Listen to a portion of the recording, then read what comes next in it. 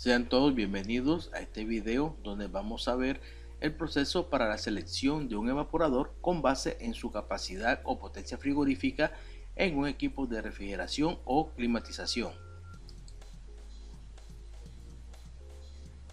Este proceso es un poco más sencillo que el que se puede realizar con los otros accesorios, ¿no?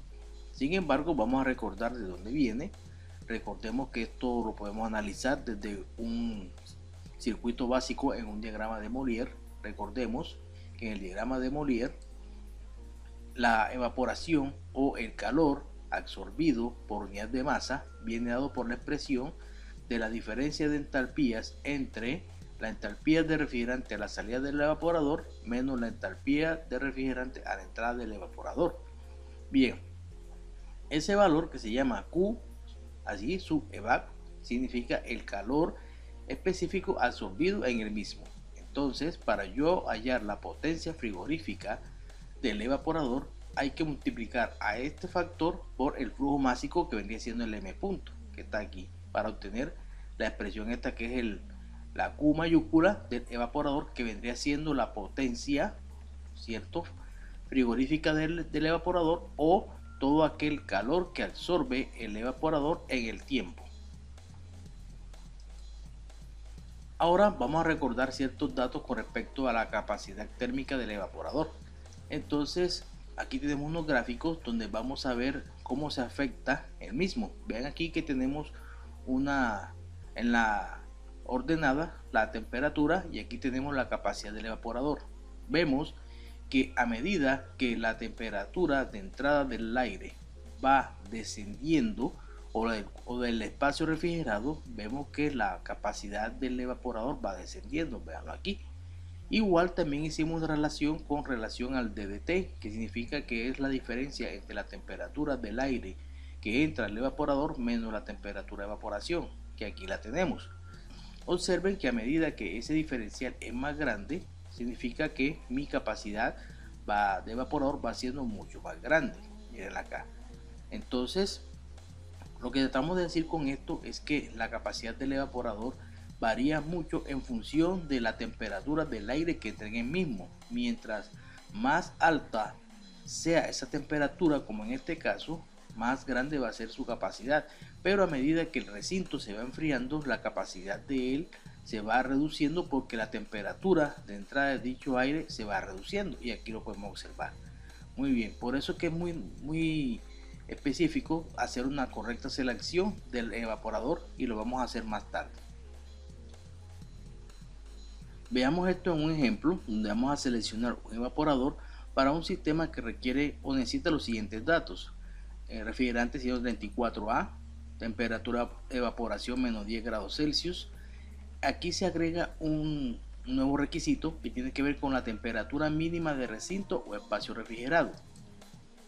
La temperatura de condensación 45 grados, su enfriamiento 3 grados Kelvin, su enfriamiento adicional 2 grados Kelvin, su enfriamiento total 5 grados Kelvin, recalentamiento útil 5 grados Kelvin, recalentamiento ambiental 10 grados Kelvin, recalentamiento total 5 grados Kelvin, temperatura de descarga en el compresor 80 grados Celsius, eficiencia isentrópica del compresor 0.7, eficiencia volumétrica del compresor 0.9, capacidad frigorífica del evaporador o sistema 3 kW, y las caídas de presión en las tuberías de 0 psi.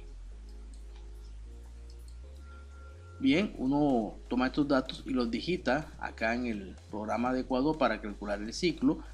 Aquí tenemos refrigerante, hemos digitado aquí la capacidad frigorífica del evaporador. Aquí tenemos las eficiencias, tanto isentrópica como volumétrica. Vamos a digitar los datos de temperatura de entrada del condensador, la temperatura de condensación. Vamos a digitar la temperatura del refrigerante a la salida del condensador con base en su enfriamiento de condensador, su enfriamiento adicional, lo cual me va a determinar la temperatura del refrigerante a la entrada del elemento de expansión, la temperatura de evaporación, la temperatura de refrigerante a la salida del evaporador gracias al valor del recalentamiento útil, y vamos a obtener la temperatura de refrigerante a la entrada del compresor gracias al valor del recalentamiento ambiental. Y por último, las caídas de presión en la tubería las asumimos 0 psi. Con la información anterior ya podemos resolver el ciclo, y aquí me interesa en especial dos datos, entre ellos el valor del flujo másico, aquí lo tenemos, y el valor de la capacidad de enfriamiento, que sigue siendo 3000 vatios o 3 kilowatts, para confirmar lo que nosotros habíamos o queríamos con el ejercicio. Ahora me voy a un programa de selección y en este caso voy a obtener los siguientes datos para poder escoger un evaporador adecuado. En este caso estamos aquí con un programa cortesía FreeMetal.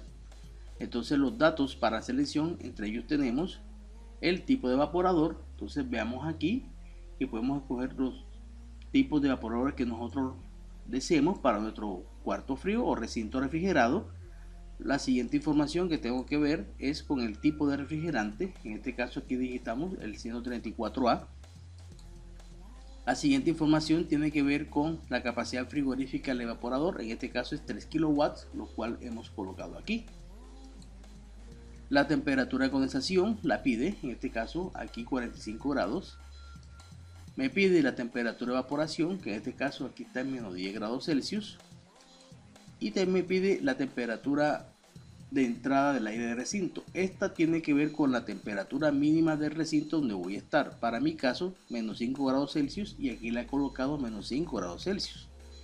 Además de ello, puedo también digitar información como el tipo de alimentación eléctrica, como los datos del sonido a cierta distancia. También puedo verificar aquí si quiero restringir la longitud, la altura, las dimensiones, el material del evaporador, el material de las aletas, etcétera, etcétera.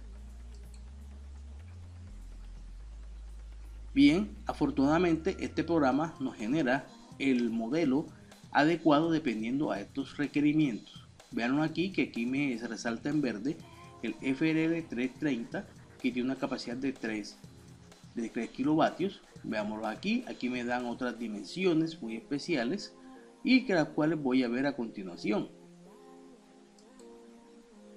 Entonces en este caso vemos aquí en nuestro accesorio con más detalles.